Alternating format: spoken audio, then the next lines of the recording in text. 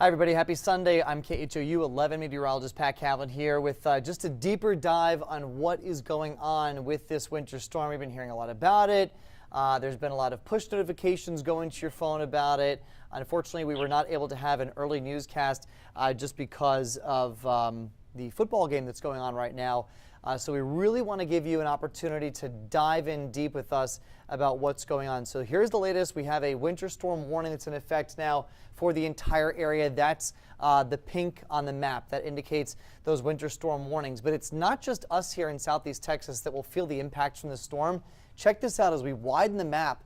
We've got winter storm warnings that extend all the way down towards the U.S.-Mexico border, all the way up the Texas coast, through Louisiana, into coastal Mississippi, and then beyond that, winter storm watches in effect going through the Florida Panhandle all the way up towards the southern South Carolina coastline. So that includes the beaches here out towards the Gulf Coast of Florida under a winter storm watch. So you've got over 1,000 miles of winter weather alerts. This is going to be a crippling and a really profound storm over the next few days here across the South. So just the bottom line, I mean, we're not going to sugarcoat this for you. It will be a crippling storm, especially in terms of travel.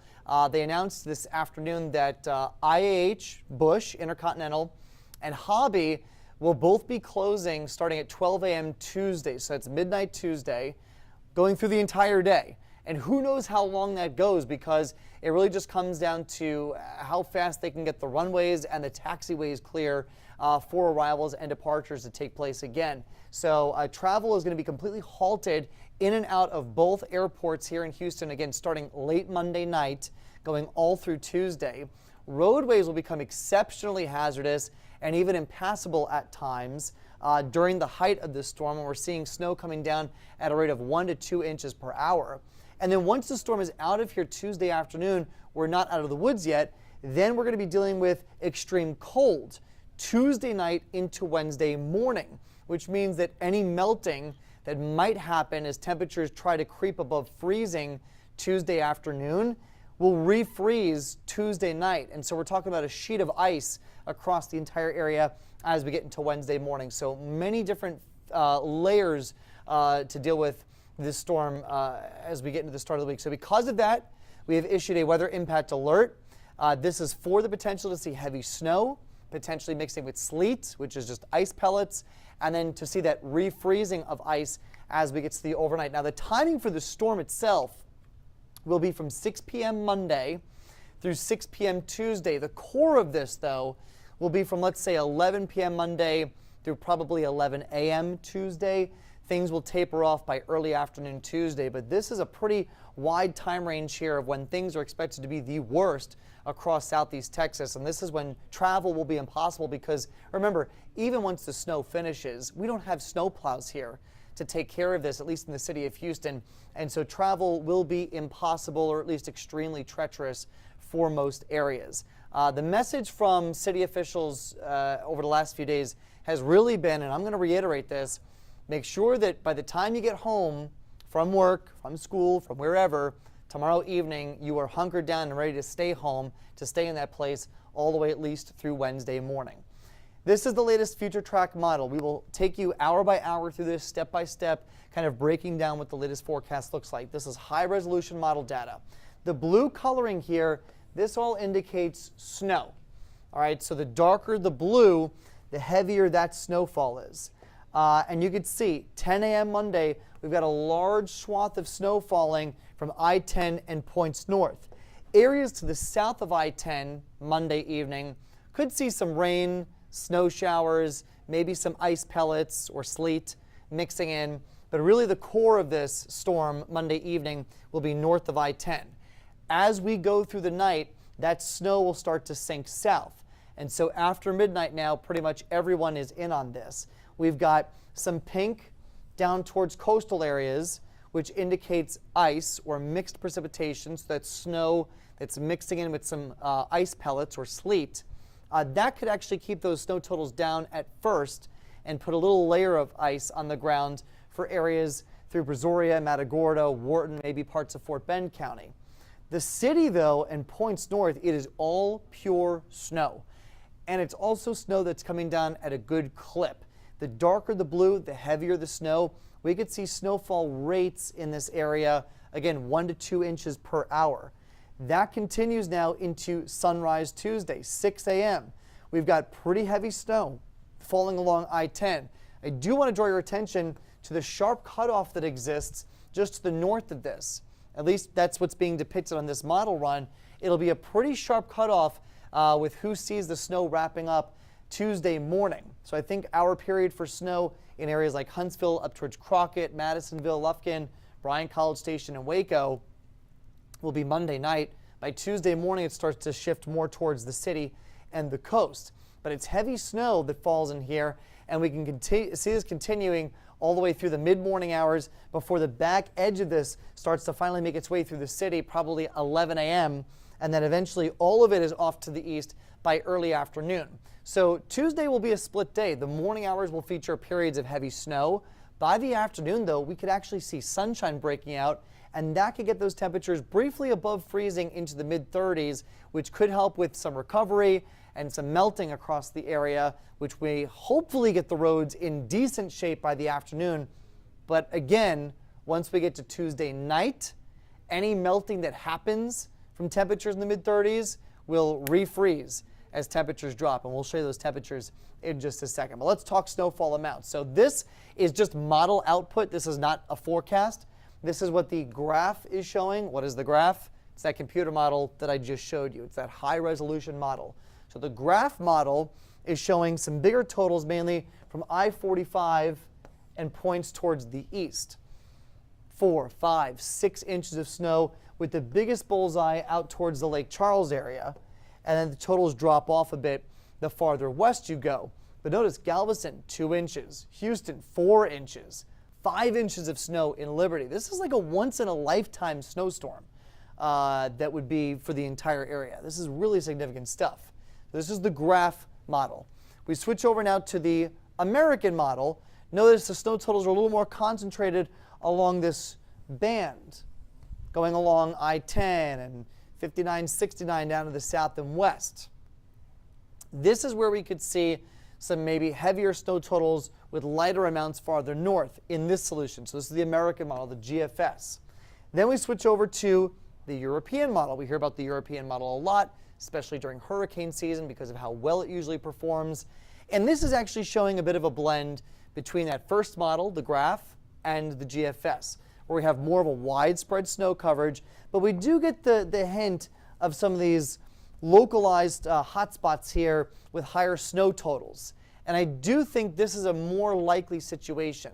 What happens in these snowstorms is actually somewhat similar to hurricanes, only in this regard, where with hurricanes you get those outer rain bands, and in those rain bands with hurricanes, the winds get gusty and you get really, really heavy rainfall.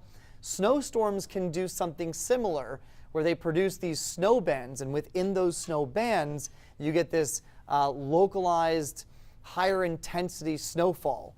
And that could actually help to push some areas into higher snowfall totals.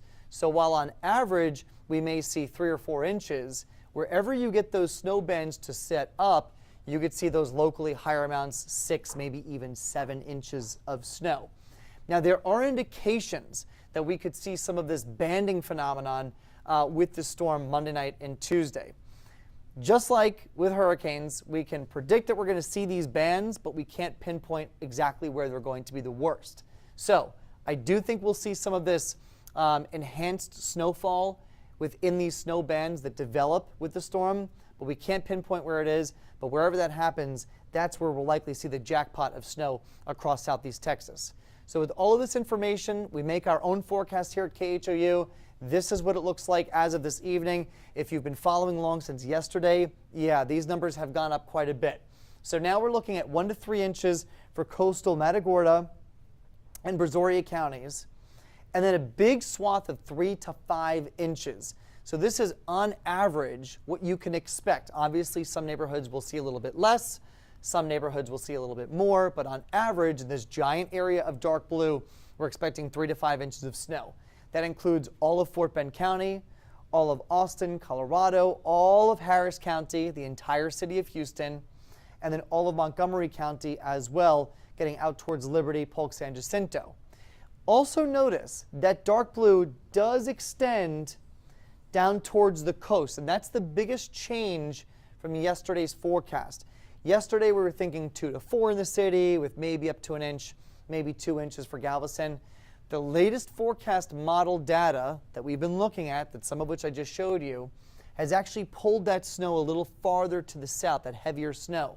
And so I think that if we can get a period of snow that's steady and heavy enough, we could close in on that 3 to 4 inch total range in Galveston. So we could see totals in Galveston that rival what we end up with here in Houston. But snowfall forecasting is very difficult, so there's a lot of room for error, unfortunately, but this is how things are looking at the moment.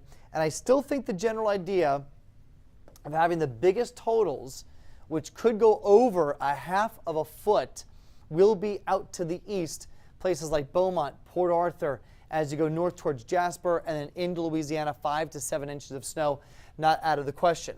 Now remember, within these totals, we could get some enhanced areas of heavier snowfall thanks to that banding. So yeah, we could see 3 to 5 inches in the city, but if you get a little skinny band of heavy snow that develops in that area, then you're talking about maybe 6 or 7 inches in that band where there's 3 or 4 inches in the city of Houston. Or that band might be farther north or farther south. That's the idea. We can't pinpoint where it is, but I do think there's a possibility that we see that happening. So these are the impacts that we're expecting. We are going to see a hard freeze. The impacts from that could be high, especially with pipes bursting across the area. Obviously, this is not something that we want to hear. The snow accumulation, the impacts from that, this is going to be a high impact snow accumulation. We're talking several inches. We are living in a city that does not have snow plows. We're living in a city with airports that are not totally equipped to deal with a lot of snow, and so the impacts will be high. Travel impacts will be on the extreme level. Let's talk power outages. I think a lot of people are gearing up for this, and they've got a lot of PTSD going back to 2021, and very understandably so. That was the last real big winter storm that we dealt with here. For power outages, notice the bar does not go as far to the right into the high category as everything else. We're more like this low to medium zone. The reason for that is because this storm is not the 2021 great ice storm cold snap, okay? We're not going to see temperatures get as cold. We're not going to see the cold stick around for as long as it did in 2021. And most importantly, we're not dealing with an ice storm. We're dealing with a snowstorm. Now, what's the difference? With an ice storm, what happens is you've got rain that falls into an area where temperatures are below freezing, and so that rain, that water, freezes on contact. As that happens, ice begins to accumulate. And ice is very heavy, and as it accumulates, it weighs things down. That snaps power lines, that snaps tree branches and tree limbs, and you're talking about a giant infrastructure disaster.